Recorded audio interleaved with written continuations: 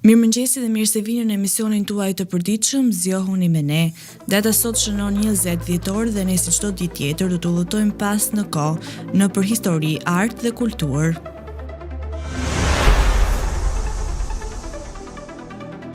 Do të vjojmë ngjarje që ndryshuan botën dhe do të kthehemi në vitin 1803, ku Shtetet e Bashkuara bën një hap të jashtëzakonshëm duke blerë Luizianën nga Franca. Me një veprim të vetëm, territori amerikan u dyfishua duke vendosur themelet e një fuqie të re botërore. 1860, një ditë që ndezi flakët e luftës civile amerikane, Karolina e Jugut shpalli shkëputje nga Unioni, duke i dhënë sinjalin e parë krizës më të madhe që do të përjetonte vendi. Kalojmë në vitin 1924, kur Adolf Hitler lirohet nga burgu pas një dënimi prej vetëm 9 muajsh për grushin e tij të dështuar të shtetit. Kjo lirshmëri dha mundësinë të planifikonte ngjitjen e tij të errët drejt pushtetit. Në vitin 1951 në Greqi u vu një pikë fundi në luftën civile që kishte pllakosur vendin për një dekadë, një moment i rëndësishëm për paqen dhe rindërtimin. Në vitin 1987 në Francë miratohet përdorimi i pilulës abortive RU 486, duke sjellë një ndryshim kryenjësor në të drejtat e grave për të vendosur mbi trupin e tyre.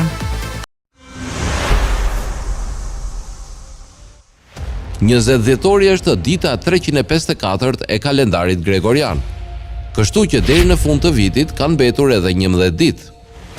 1973 është varur kryeministri spanjoll Luis Carrero Blanco në Madrid. 1989 trupat e SBA-ve hynë në Panama për të rrëzuar nga pushteti regjimin e Manuel Noregas. 2000 u krijua prej Dritan Hoxhës televizioni shqiptar Top Channel. 2005 me VKM 801 në Durrës krijohet Universiteti Aleksandër Mojsiu.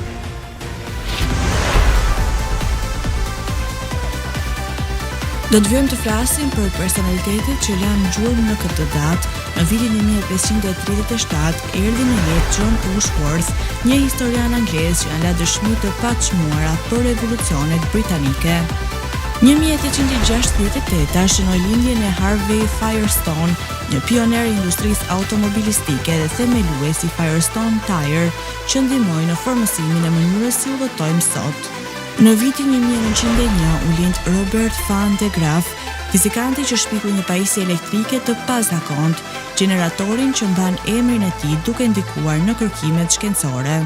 Në vitin 1922 George Roy Hill, një meshtër i artit kinematografik, erdhi në këtë botë për të na dhuruar filma të paharrueshëm si The Sting.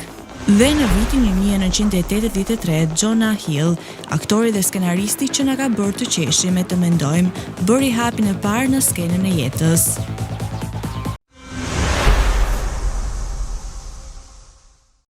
Lindje 1832 lindi Haxhi Zeka, luftëtar shqiptar. 1838 lindi Edwin Abbott, shkrimtar anglez.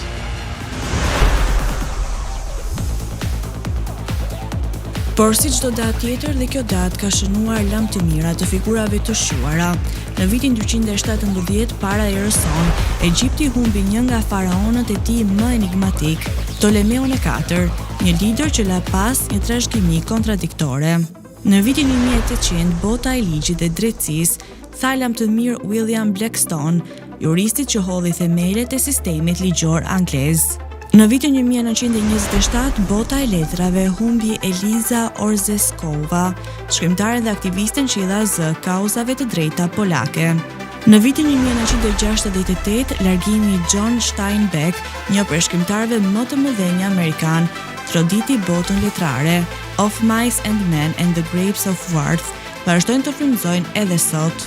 Në vitin 1996, Carl Sagan, astrofizikanti që na mësoi të ndërrojmë përryet, la pas një boshllëk në shkencë dhe frymëzim për brezat e ardhshëm.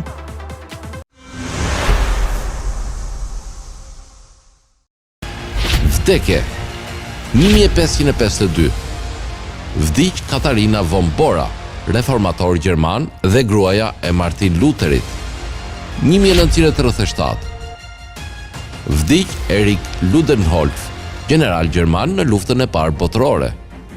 1954. Vdiq James Hilton, shkrimtar britanik. 1968. Vdiq John Steinbeck, shkrimtar amerikan, Nobelist 1962. 1982. Vdiq Arthur Rubensen, pianist polako-amerikan. 1994. Vdiq Dan Rusk, ministri i punëve të jashtme në SBA prej viteve 1961-1969. 1996. Vdiq Carl Sagan, shkrimtar dhe astronom amerikan.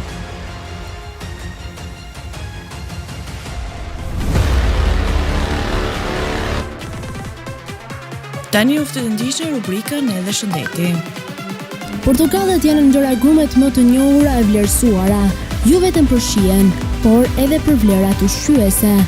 Përfitimet që marrin nga agrumet janë shumë dhe përfshin shumë aspekte të shëndetit. Vitamina C është ajo që di më shumë për portokallin, por kjo nuk është vlera e saj e vetme. Disa arsye më shumë për të konsumuar portokallin. Portokallet janë të pasura me element shumë që kanë efekte citotoksik kundër qelizave të kancerit. Nga studimet e fundit, besohet se agrumet janë një gjendje për të luftuar tumoret e lokalizuara në mushkëri, lëkur, stomak dhe zor. Ndikojnë dukshëm në ruajtjen e nivelit të kolesterolit në trup, prania e cilit reduktohet për shkak të sasisë së lartë të fibrave të tretshme të pranishme tek agrumet. Prania e lartë e vitaminës C tek portokalli lufton radikalet e lira, të cilat konsiderohen përgjegjës për disa sëmundje kronike, ndër të cilat dhe disa forma të kancerit dhe disa çrregullime kardiovaskulare. Pirja e lëngut të portokallit na ndihmon për të mbajtur veshkat dhe për të zvogëluar rrezikun e gurve në to. Përmbrojtja e kaliumit tek portokalli është një alat i mirë për mbrojtjen e zemrës, duke pasur parasysh faktin se në mungesë e mundshme mund të çojë në ndryshimin e ritmit kardiak, të njohur si aritmi. Lëkura e portokallit është e pasur me beta-karoten, e cila na ndihmon për të mbrojtur qelizat nga plakja. Vlerat ushqyese, karbohidrate, fibra dietike, acide organike, ujë, mono dhe disakaride, vitamina A, B1, B2, B5, B6, B9 dhe C, minerale, kalcium, magnez, natrium, kalium, fosfor, klor, sulfur, hekur, zink, jod, bakër, mangan, fluor, kobalt. Sido që të jetë, portokalli ka disa anë negative. Fakti se është vitamina C dhe ka acide, të cilat janë të dobishme për shumicën e njerëzve të shëndetshëm, por për disa të tjerë janë një problem i madh nga ata që vuajnë nga forma të ndryshme të ulcerave të stomakut. Gjithashtu, disa njerëz janë të prirur nga reaksioneve alergjike, pasi agrumet janë ndër ushqimet kryesore që shkaktojnë alergji.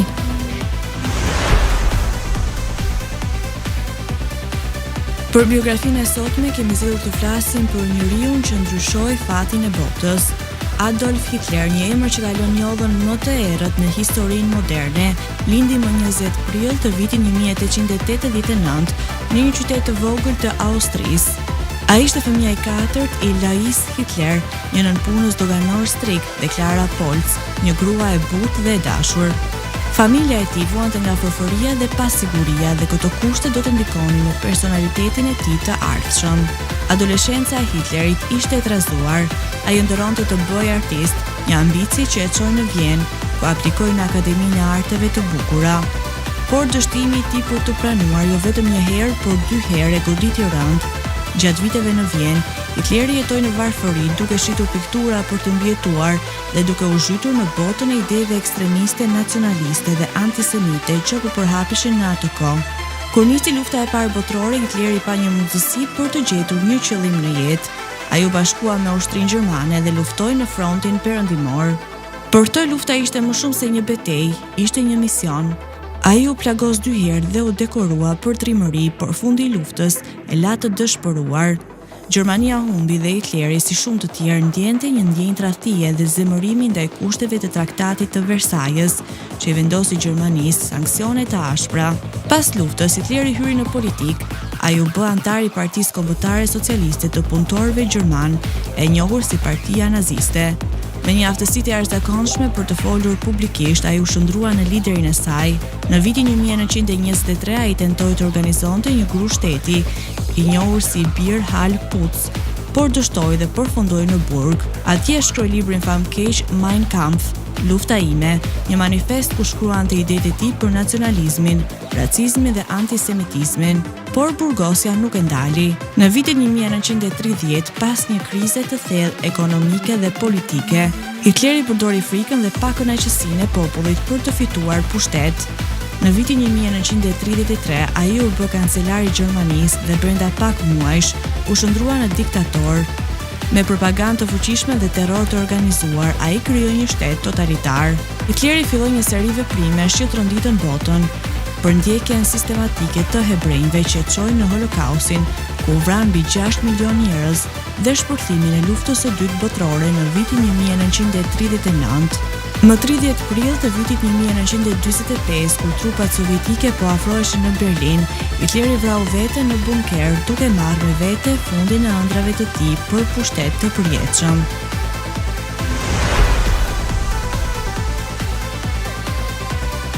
Do të vjojmë në rubrikën Kuriozitete, ku sot do të flasim për Napoleon Bonapartin dhe pasionin e tij për matematikën. Napoleon Bonaparte, i njohur si një nga strategët ushtarak më të mëdhenj të historisë, kishte një anë më pak të njohur, dashurinë e tij të thellë për shkencat, veçanërisht për matematikën. Ky pasion ishte aq i madh sa që shpesh angazhohej në diskutime mbi problemet matematikore gjatë fushatave të tij ushtarake. Ai e shite matematikën jo vetëm si një shkencë, por si një art që ndihmonte për të kuptuar logjikën dhe strukturën e botës. Napoleoni ishte gjithashtu një mbështetës i fuqishëm i përhapjes së dijes shkencore. Gjatë sundimit të tij ai ndihmoi në promovimin e sistemit metrik, duke e bërë atë standard në Francë dhe më pas në shumë vende të tjera të botës. Ai e kuptoi rëndësinë praktike të këtij sistemi për tregtinë, ndërtimin dhe administratën dhe insistoi që ushtarët dhe inxhinierët e tij ta përdornin atë. Një shembull i qartë i dashurisë së tij për matematikën ishte përfshirja e tij në botimin e një edicioni të ri të elementeve të Euklidit. Ai kërkoi që ky tekst i lashtë gjeometrik të ribotohej në një mënyrë më të thjeshtë dhe të aksesueshme në mënyrë që të përdorej për studentët dhe ushtarët. Mëtej Napoleoni vetë pretendonte se kishte zgjidhur disa probleme matematikore dhe madje ka qenë i interesuar për disa teori komplekse të epokës së tij. Një shembull interesant është problemi i Napoleonit në gjeometri, i cili ka marrë emrin e tij për nder të kontributit që supozohet se ai dha në zgjedhjen e tij. Ky pasion i Napoleonit për matematikën ishte reflektimi i mendjes së tij strategjike dhe logjike, që udhëhoqi si në fushën e betejës, ashtu dhe në administrimin e perandorisë së tij.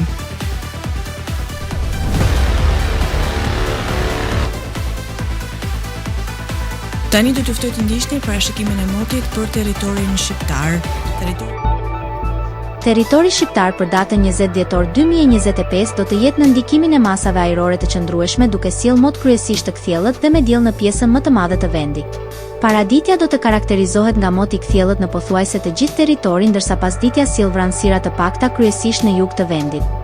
Temperatura minimale pritet të zbresë deri në 3 gradë Celsius, ndërsa temperatura maksimale pritet të arrijë deri në 16 gradë Celsius në zonat e ulta dhe bregdetare. Gjatë ditës priten rreth 4 deri në 6 orë diell në shumicën e vendit. Era do të fryejë lehtë deri mesatare nga drejtimi verilindor me shpejtësi 2 deri në 4 metra për sekond. Deti do të ketë dallgëzim të ulët rreth 1 ball. Indeksi ultraviolet për Tiranën më 20 dhjetor 2025 pritet të jetë i ulët rreth 1. Sipas të dhënave astronomike, lindja e diellit në Tiranë më 20 dhjetor do të jetë rreth orës 6:56 minuta, ndërsa perëndimi rreth orës 16:21 minuta. Temperaturat minimale dhe maksimale për disa qytete kryesore të Shqipërisë do të jenë si më poshtë. Shkodër 9 deri në 14 gradë Celsius. Kukës 5 deri në 10 gradë Celsius. Peshkopi 6 deri në 10 gradë Celsius. Tiranë, 11 deri në 15 gradë Celsius. Durrës, 10 deri në 15 gradë Celsius. Kavaj, 9 deri në 15 gradë Celsius. Elbasan, 10 deri në 15 gradë Celsius. Berat, 9 deri në 14 gradë Celsius. Korçë, 3 deri në 7 gradë Celsius. Vlorë, 12 deri në 15 gradë Celsius. Gjirokastër, 8 deri në 12 gradë Celsius. Sarandë, 10 deri në 16 gradë Celsius. Tani uftë të ndiqni parashikimin e motit për territorin e Kosovës. Territori i Kosovës për datën 20 dhjetor 2025 do të jetë në ndikimin e motit të qëndrueshëm me intervale të gjata me diell dhe vranësira të lehta në disa zona. Paraditja do të jetë kryesisht tek thjellët, ndërsa pasditja sjell vranësira të pakta në zonat perëndimore dhe qendrore. Temperatura minimale pritet të zbresë deri në -2 gradë Celsius, ndërsa ajo maksimale të arrijë deri në 10 gradë Celsius. Era do të fryejë lehtë nga drejtimi verilindor me shpejtësi 2 deri në 3 metra për sekond. Indeksi ultraviolet për Prishtinën më 20 dhjetor 2025 pritet të jetë i ulët rreth 1. Sipas të dhënave astronomike, lindja e diellit në Prishtinë më 20 dhjetor do të jetë rreth orës 6:55 minuta, ndërsa perëndimi rreth orës 16:11 minuta. Temperaturat minimale dhe maksimale për disa qytete kryesore të Kosovës do të jenë si më poshtë. Mitrovica, 0 deri në 10 gradë Celsius. Podujev, -1 deri në 9 gradë Celsius. Skënderaj, -2 deri në 7 gradë Celsius. Pej, 4 deri në 9 gradë Celsius. Prishtinë, 0 deri në 9 gradë Celsius. Gjakov, 0 deri në 7 gradë Celsius. Malishev, 0 deri në 7 gradë Celsius. Gjilan, 0 deri në 9 gradë Celsius. Ferizaj, 0 deri në 8 gradë Celsius. Kaçanik, 1 deri në 9 gradë Celsius. Suharek, 1 deri në 7 gradë Celsius. Prizren, 0 deri në 6 gradë Celsius. Të nderuar teleshikues, kemi arritur në fund të emisionit edhe për ditën e sotme. Bashkë do të rishim sërish nesër në po të njëjtën orë. Deri atëherë, mirupafshim.